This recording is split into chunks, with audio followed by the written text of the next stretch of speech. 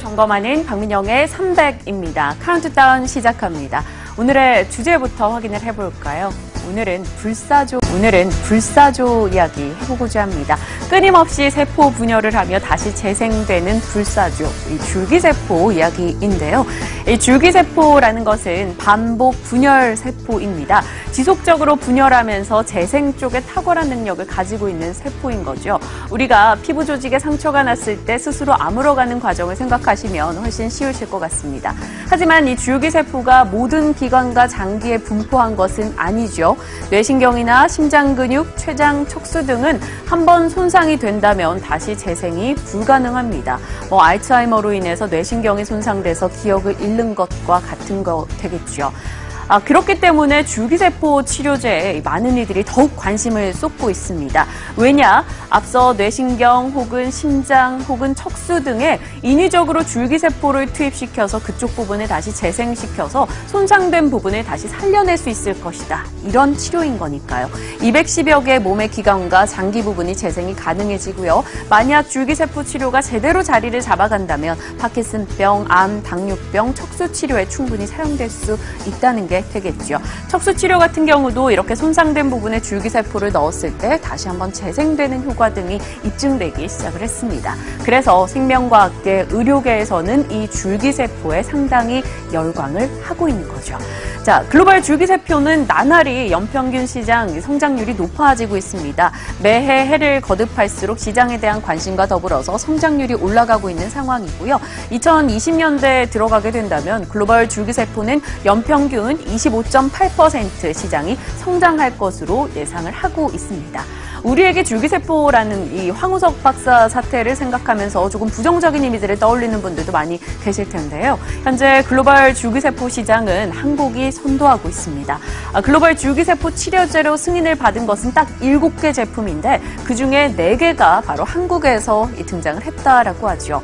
그동안 윤리적 혹은 의학적 문제로 인해서 연구개발이 조금 정체되는 면이 없지 않아 있었는데 이번 정부에서 줄기세포 치료제 연구개발 활성화 법안이 발의되기 시작하면서 관련해서 연구개발 규제가 많이 완화됐고 그에 따라 시장의 관심도가 더욱더 증가하고 있습니다.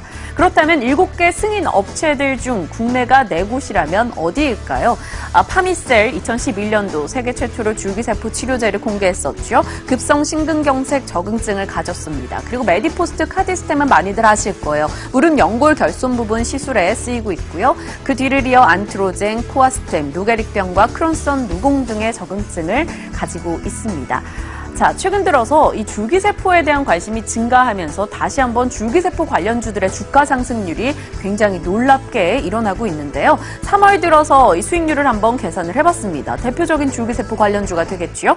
메디포스트는 20% 상승률을 기록했고요. 네이처셀 44%, 어제 하루에만 24% 급등을 기록했고 3월 들어 네이처셀은 하락한 적이 단 하루도 없었습니다. 차바이오텍, 안트로젠, 코아스템 모두 다 주가 상승률이 시장 대비 훨씬 더 양호했죠. 하지만 이들의 주가 급등이 좀 부담스러운 걸까요? 네이처셀에 대한 증권가 리포트는 나오지 않고 있고요.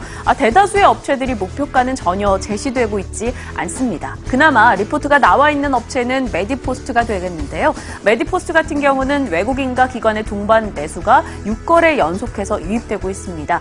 자, 미래에셋대우에서 내놓은 메디포스트의 의견을 좀 살펴보도록 할게요. 메디포스트가 어떤 일을 하는 업체인가부터 보면 이 제대열은행의 매출 비중이 한 50%, 그리고 줄기세포 치료제 매출이 한 20%, 그 밖의 사업부가 한 30%를 차지하고 있는 업체입니다. 가장 유명한 건 카티스템, 무릎 연골 부분의 적응증을 가진 줄기세포 치료이고요. 그리고 뉴모스템은 현재 임상 중에 있고요.